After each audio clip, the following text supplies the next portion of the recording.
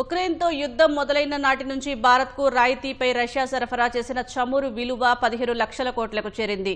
దిగుమతి చేసుకున్న మొత్తం శిలాజ ఇంధనం విలువ 162.5 బిలియన్ యూరోలుగా ఉంది. ఈ మేరకు ఐరోపాకు చెందిన centre for research on energy clean air వెల్లడించింది.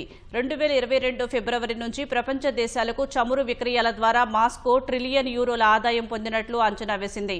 రాయితీపై రష్యా చమురు విక్రయాలు ప్రారంభించడంతో చైనా తర్వాత భారత్ అతిపెద్ద దిగుమతిదారుగా మారింది. మన చమురు దిగుమతుల్లో మాస్కో వాటా 1% నుంచి 40% పెరిగింది.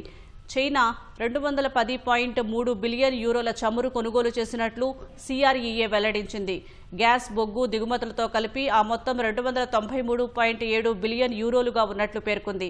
ఈ దిగుమతులపై అమెరికా, దాని మిత్రదేశాలు గగ్గోలు పెడుతున్నాయి. రష్యా నుంచి భారత్ చమురు కొనుగోలు చేయడం ద్వారా ఉక్రెయిన్తో యుద్ధం చేయడానికి మాస్కోకు ఆర్థికంగా సహకరిస్తుందని ఆరోపిస్తున్నాయి. పుతిన్ ప్రభుత్వంపై ఒత్తిడి పెంచేందుకు ఆయిల్ ఉత్పత్తిదారులు లుకోయిల్, రాస్నెఫ్ట్ పై అగ్రరాజ్యం ఆంక్షలు విధించింది. భారత్పై నిందలు మోపుతున్న ఐరోపా దేశాలు గత 4 ఏళ్లలో రష్యా శిలాజ ఇంధన దిగుమతులకు 218.1 బిలియన్ యూరోలు ఖర్చు చేశాయి.